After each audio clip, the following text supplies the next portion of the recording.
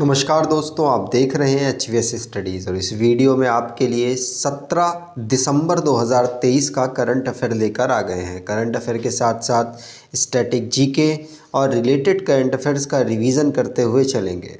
अगर आप इस चैनल पर पहली बार आए हो तो चैनल को सब्सक्राइब कर लीजिएगा। वीडियो अच्छी लगे तो वीडियो लाइक करके ज़रूर जाइएगा। लास्ट में आपके लिए क्विज़ रखा है, उस क्विज़ को ज़रूर सॉल्व कीजिएगा। चलिए बात करते हैं लास्ट डे के क्विज़ की। लास्ट डे आपसे क्वेश्चन पूछा गया था, who has been appointed as the youth voter awareness ambassador of Jammu and Kashmir. तो जम्मू कश्मीर के युवा मतदाता जागरूकता राजदूत के रूप में किसे नियुक्त किया गया? आंसर था सुरेश रैना। सुरेश रैना ही सही आंसर था। आप सभी ने आंसर सही दिया था और डिटेल में दिया था। आज के पहले क्वेश्चन की बात करें तो which person of Indian origin was appointed the chairman of the British broadcasting corporation. BBC आपने सुना होगा, न्यूज़ एजेंसी है। इसके भारतीय ओरिजिन के कौन अध्यक्ष नियुक्त हुए हैं? आंसर होगा ये अध्यक्ष नियुक्त हुए हैं कौन? समीर शाह। कौन? समीर शाह। यहाँ पर आप देख पाएंगे समीर शाह जो कि यूके में अब रहते हैं, भारतीय ओरिजिन के हैं और समीर शाह को चेयरमैन बनाया गया है BBC का। BBC आपको पता होगा कि ये न्यूज़ से जुड़ी हुई एक कॉरपोरेशन है। 71 ईयर ओल्ड ये पूरा एग्जीक्यूटिव है, मीडिया एग्जीक्यूटिव है। अगर समीर शाह की बात करें तो ये औरंगाबाद महाराष्ट्र में इनका जन्म हुआ था। उसके बाद ये ब्रिटेन आ गए 1960 में और उसके बाद वहीं पर ये रहने लग गए और अब वहीं की नागरिकता इन्होंने ले ली है। यहाँ पर BBC की बात करें तो ब्रिटिश ब्रॉडकास्टिंग कंपनी के नाम से इसकी शुरुआत हुई थी 1922 में। उसके बाद 5 साल बाद 1927 में इसका नाम ब्रिटिश ब्रॉडकास्टिंग कॉरपोरेशन रख दिया गया। ठीक, ध्यान रखिएगा इसका हेडक्वार्टर लंदन इंग्लैंड UK में अवेलेबल है। अब जो अपॉइंटमेंट से रिलेटेड क्वेश्चंस बने हैं उनको रिवाइज करते हैं। पहला क्वेश्चन पढ़ लिया। दूसरा, सुरेश रैना इनको यूथ वोटर अवेयरनेस एम्बेसडर के रूप में जम्मू कश्मीर में अपॉइंट किया गया है। छत्तीसगढ़ में बीजेपी ने अपना चीफ मिनिस्टर विष्णुदेव साई को बनाया है। कंचन देवी ये Indian council of forestry research education में डायरेक्टर जनरल अपॉइंट हुई हैं और इस पद पे अपॉइंट होने वाली पहली महिला हैं। जेवियर मिली ये नए प्रेसिडेंट बने हैं अर्जेंटीना के। OpenAI के CEO बने हैं सैम अल्टमैन, ऑलरेडी यही थे, रीअपॉइंटमेंट हुआ है। कोटक महिंद्रा बैंक के मैनेजिंग डायरेक्टर और CEO अशोक वासवानी जी को बनाया गया। आलोक शर्मा SPG के डायरेक्टर बने हैं और V चंद्रशेखरन को जॉइंट डायरेक्टर CBI में बनाया गया है। आगे बात करें, अगला question, who won the title of miss India USA 2023। तो मिस इंडिया USA 2023 का खिताब किसने जीता है? मिस इंडिया USA 2023 का खिताब जीता है रिजुल माइनी ने। किसने? रिजुल माइनी ने यहाँ पर मिस इंडिया USA 2023 का खिताब जीता है। आप यहाँ पर देख पाएंगे। ठीक, ये डॉक्टर मतलब ये डॉक्टरी कर रही थी, मेडिकल स्टूडेंट हैं और मिशिगन में से बिलोंग करती हैं। मिस इंडिया USA 2023 का ये खिताब भी जीत चुकी हैं। इसको न्यू जर्सी USA में ऑर्गेनाइज कराया गया था और 41st एनिवर्सरी इस बार जो ऑर्गेनाइज कराया गया ये 41वें नंबर का था। इंडिया से बाहर लॉन्गेस्ट रनिंग इंडियन कंपटीशन है। ध्यान रखिएगा, इंडिया से बाहर लॉन्गेस्ट रनिंग इंडियन कंपटीशन है मिस इंडिया USA। ध्यान रखेंगे और इस बार रिजुल माइनी ने इसको जीता है। ठीक, आगे बात करें तो रिसेंटली में जो अवार्ड और ऑनर से रिलेटेड क्वेश्चंस बने हैं उनको रिवाइज करते हैं। पहला क्वेश्चन पढ़ लिया। दूसरा, प्रशांत अग्रवाल ये कौन? ये नेशनल अवार्ड इनको मिला है best personality empowerment of differently abled के लिए। टाइम्स मैगजीन के द्वारा ओपन एआई के फाउंडर सैम अल्टमैन को CEO of the year award मिला है, क्योंकि ये कंपनी के सीईओ भी हैं। टेलर स्विफ्ट, इनको टाइम्स मैगजीन ने person of the year award 2023 दिया। और अगर प्लेयर ऑफ द ईयर की बात करें टाइम्स मैगजीन के द्वारा, तो वो लियोनेल मेसी को मिला है। फुटबॉल के खिलाड़ी हैं, अर्जेंटीना से बिलोंग करते हैं। वी.आर. ललित अंबिका इसरो की साइंटिस्ट हैं और इनको फ्रांस का टॉप सिविलियन ऑनर मिला है, जिसका नाम लीजन ऑफ ऑनर है। पॉल लिंच, इनको बुकर प्राइज़ 2023 से सम्मानित किया गया। निकारागुआ की सेनिस पलासियोस 72 नंबर की मिस यूनिवर्स बनी है। और महाराष्ट्र गवर्नमेंट ने लता मंगेशकर अवार्ड सुरेश वाडकर को यहाँ पर देने की अनाउंसमेंट की है। नीरज चोपड़ा, ये world athlete of the year award के लिए चुने गए हैं। केरला को ग्लोबल रेस्पॉन्सिबल टूरिज्म अवार्ड 2023 मिला है। अगर आप कोई ई बुक परचेज़ करना चाहते हैं तो डिस्क्रिप्शन बॉक्स में लिंक है, वहाँ से ई बुक परचेज़ कर सकते हैं। अगला question, fast attack craft INS Tarmugli, क्या INS Tarmugli was commissioned at which naval dockyard. तो fast attack craft INS Tarmugli को किस नौसेना डॉकयार्ड में कमीशन किया गया है? आंसर होगा विशाखापट्टनम डॉकयार्ड में इसको कमीशन किया गया है तारमुगली का। ध्यान रखेंगे, तारमुगली जो कि फास्ट अटैक क्राफ्ट है, जिसको इंडियन नेवी ने यहाँ पर इंडियन नेवी में कहाँ पर कमीशन किया गया, तो ये नेवल डॉकयार्ड है विशाखापट्टनम में, वहाँ पर इसे कमीशन किया गया। और इसको किस मतलब एडमिरल के द्वारा कमीशन करवाया गया, तो संदीप नैथानी है, चीफ ऑफ मटेरियल के पद पर काम कर रहे हैं और चीफ गेस्ट के रूप में वहाँ आए थे। और इनके द्वारा ही जो डॉकयार्ड विशाखापट्टनम का है, वहाँ पर आईएनएस तारमुगली को कमीशन किया गया। चीफ ऑफ नेवल स्टाफ इस समय पर कौन है, तो एडमिरल आर हरि कुमार इस समय पर चीफ ऑफ नेवल स्टाफ है। आगे बात करें, अगला क्वेश्चन है, who has been named as the United World Wrestling rising star of the year 2023। तो United World Wrestling rising star of the year 2023 के रूप में किसे नामित किया गया? तो United World Wrestling rising star of the year के लिए किसको? आंसर होगा अंतिम पंगाल को यहाँ पर नॉमिनेशन मिला है, नामित किया गया है। ध्यान रखेंगे, पूछा जा सकता है। यहाँ पर आप देख पा रहे होंगे अंतिम पंगाल, जिनको UWW rising star of the year के लिए यहाँ पर नॉमिनेट किया गया है। यहाँ पर ये ब्रॉन्ज मेडलिस्ट हैं, कहाँ पर? तो under 19 world championship and senior world में दोनों में इन्होंने ब्रॉन्ज मेडल 53 किलोग्राम की कैटेगरी में जीता। उसके बाद United nation wrestling rising of the year staff के लिए इनका नाम वुमेन कैटेगरी में सिलेक्ट किया गया। ध्यान रखेंगे, पूछा जा सकता है। और मेंस फ्री स्टाइल कैटेगरी की बात करें तो ग्रीस के जॉर्जियो कुसिमात्सिदिस है, इनका नाम थोड़ा सा बड़ा है, इनको यहाँ पर rising star of the year award के लिए चुना गया है। अगला question, with whom has the defence ministry signed an agreement for the purchase of electronic fuses. तो रक्षा मंत्रालय ने इलेक्ट्रॉनिक फ्यूज की खरीद के लिए किसके साथ समझौते पर हस्ताक्षर किया है? तो रक्षा मंत्रालय ने इलेक्ट्रॉनिक फ्यूज की खरीद के लिए समझौता किया है भारत इलेक्ट्रॉनिक लिमिटेड के साथ। बिल दो हैं, भेल और एक है बेल के साथ यहाँ पर एग्रीमेंट किया गया है भारत इलेक्ट्रॉनिक लिमिटेड के साथ।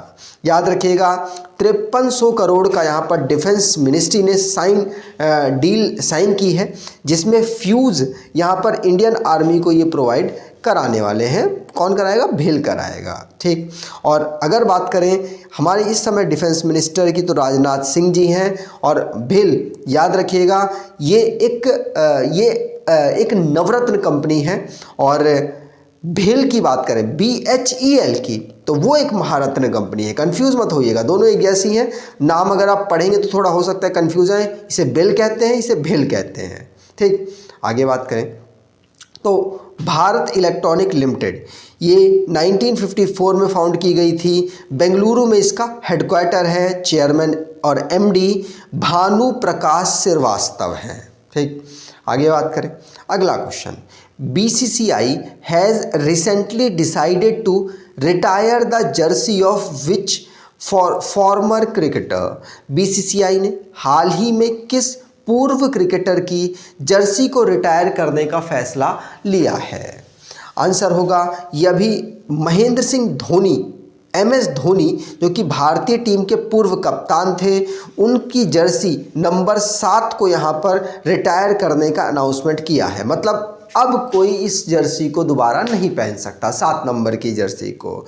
तो जो नंबर 7 वाली जर्सी है उसे रिटायर कर दिया गया। महेंद्र सिंह धोनी को रिस्पेक्ट देने के लिए, ऑनर देने के लिए बीसीसीआई ने, जो भारत में क्रिकेट को कंट्रोल करती है, उसने ऐसा किया है। इसी प्रकार से बीसीसीआई इससे पहले नंबर 10 जो सचिन तेंदुलकर पहना करते थे जर्सी, उसको भी यहाँ पर इन्होंने रिटायर किया है। और धोनी यहाँ पर दूसरे पर्सन बन गए हैं जिनकी जर्सी को बीसीसीआई ने रिटायर किया है। बीसीसीआई की फुल फॉर्म है board of control for cricket in India. तो भारत में कंट्रोल करने वाली, क्रिकेट को कंट्रोल करने वाली ये बॉडी है। 1928 में इसे फाउंड किया गया। Mumbai headquarter, Roger Binny president, Rajiv Shukla vice president, Jay Shah secretary, men's coach Rahul Dravid, women's coach Ramesh Pawar हैं। अगला question, RBI did not change the repo rate in the bi monthly monetary policy review December 2023। What is this repo rate? Repo rate क्या होता है? Repo rate एक ऐसा rate होता है जिसमें बैंक आरबीआई से ऋण में पैसा लेता है। मतलब आरबीआई से बैंक कहेगा कि भाई हमको पैसा दे दो, तो आरबीआई पैसा इनको दे देगा, ऋण में देगा। जिस ऋण में देगा, जिस इंटरेस्ट में देगा, उसे हम रेपो रेट कहते हैं। और रेपो रेट को लगातार यहाँ पर आरबीआई ने विदाउट चेंज करके छोड़ा है। लास्ट 5 मीटिंगों से ऐसा कर रहा है। और कितनी 6.5 भारत की यहाँ पर रेपो रेट की रेट है आरबीआई की। इससे ये कब बढ़ाता या घटाता है? तो महंगाई में जब फ्लक्चुएशन लाना होता है तब आरबीआई ऐसा करता है। और अभी 6.5% यहाँ पर रख रखा है। और आरबीआई का यहाँ पर एस्टिमेट है कि हमारी जो 2023-24 की जो जीडीपी होगी वो 6.5% से लेकर 7% रह सकती है। और इन्फ्लेशन को यहाँ पर कंट्रोल करने के लिए ऐसा किया जाता है जब रेपो रेट को बढ़ाया या घटाया जाता है। मैंने आपको बता दिया। आगे बात करें अगला question, which bank has signed line of credit with German development bank for solar project? तो किस बैंक ने सौर परियोजना के लिए जर्मन विकास बैंक के साथ लाइन ऑफ क्रेडिट पर हस्ताक्षर किया है?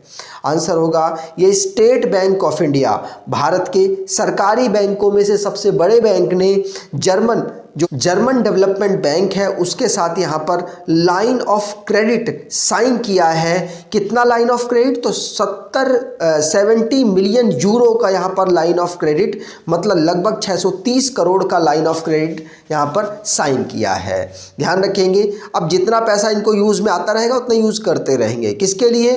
तो ये मेनली जो सोलर प्रोजेक्ट है उसको प्रमोट करने के लिए एसबीआई ने ऐसा किया है। मतलब सोलर से रिलेटेड अगर आप काम करते हैं तो आपको 630 करोड़ का लाइन ऑफ क्रेडिट मिल जाएगा। लाइन ऑफ क्रेडिट का मतलब इतना पैसा आप यूज़ कर लें और जितना आप यूज़ करते रहेंगे उतने का आपको ब्याज पड़ेगा, और नहीं तो फिर ये आपके पास, ये बैंक के पास, एसबीआई बैंक के पास तो पड़ा हुआ है।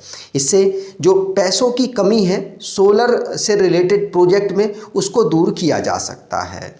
अगला question, which Asian country has recently launched its own forest and would certification scheme. तो हाल ही में किस एशियाई देश ने अपनी वन और लकड़ी प्रमाणन योजना शुरू की है?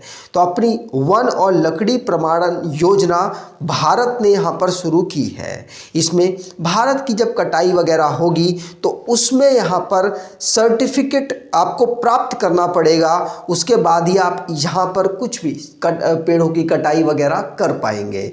और पेड़ों को काटने के बाद आपको एक पेड़ काटने के बाद 10 पेड़ लगाने भी होंगे। कुछ ऐसे रूल्स रेगुलेशंस यहाँ पर बनाए जाएंगे जिससे कि फॉरेस्ट को बचाया जा सके। तो फॉरेस्ट का एक सर्टिफिकेशन जारी किया जाएगा, थर्ड पार्टी सर्टिफिकेशन होगा।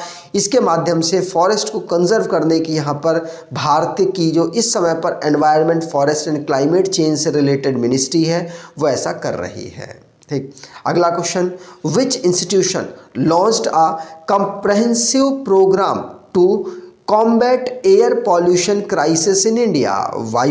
भारत में वायु प्रदूषण संकट से निपटने के लिए किस संस्था ने एक व्यापक कार्यक्रम शुरू किया है? तो भारत में वायु प्रदूषण संकट से निपटने के लिए यहाँ पर वर्ल्ड बैंक ने एक कार्यक्रम शुरू किया है, एक प्रोग्राम शुरू किया है। इसके माध्यम से यहाँ पर ये कोशिश करेगा कि 2.5 जो PM होता है, पार्टिकुलेट मैटर होता है, उसको यहाँ पर इम्पैक्ट जो होता है उसके लिए क्या किया जा सकता है, उसके लिए अगर कोशिश की जाए तो अलग अलग प्लान बनाकर इनको रोका जा सकता है। जैसे हरियाणा और पंजाब के किसान जब पराली जलाते हैं तो दिल्ली और गाज़ियाबाद NCR वाले रीजन में काफ़ी पॉल्यूशन हो जाता है। तो इसको कंट्रोल करने के लिए वर्ल्ड बैंक अपनी तरफ से कोशिश करेगा और वहाँ पर जहाँ पैसों की ज़रूरत होगी वहाँ पर यहाँ पर पैसा या लोन के माध्यम से भी पैसा प्रोवाइड कराएगा।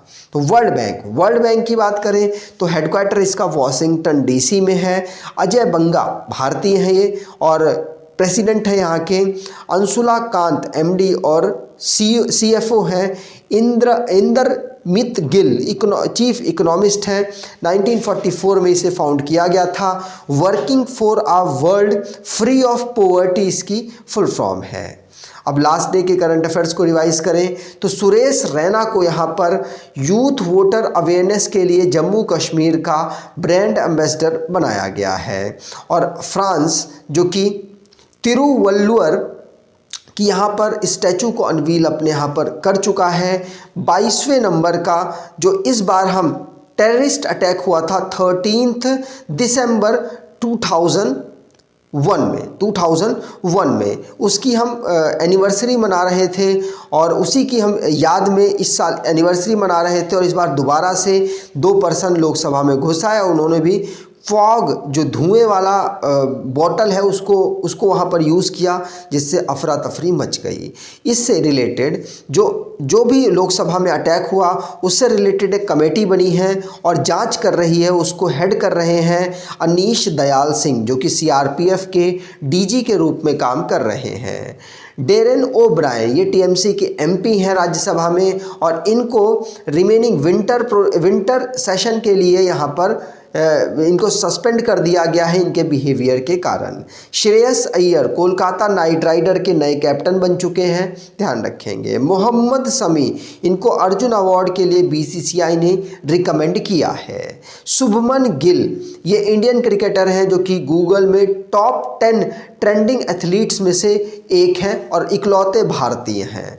Nitin Sahni Indian British Indian composer हैं। इनको 2024 बुकर प्राइज़ जज पैनल में शामिल किया गया है। और यूनाइटेड नेशन ने रेस टू रेजिलेंस इनिशिएटिव को इंटरनेशनल ऑर्गेनाइजेशन में स्टार्ट किया है, शुरू किया है। कहाँ पर शुरू किया है तो याद रखिएगा ये COP28 में शुरू किया है। आज के क्विज की बात करें तो who won the title of miss India USA 2023? तो मिस इंडिया USA 2023 का खिताब किसने जीता है? कमेंट बॉक्स में डिटेल में आंसर दीजिएगा। अगर आपको ये वीडियो अच्छी लगी है तो आपसे अनुरोध करूँगा वीडियो को लाइक कर दीजिएगा, चैनल को सब्सक्राइब कर लीजिएगा और एटलीस्ट अपने कुछ दोस्तों तक वीडियो को शेयर ज़रूर कीजिएगा। धन्यवाद।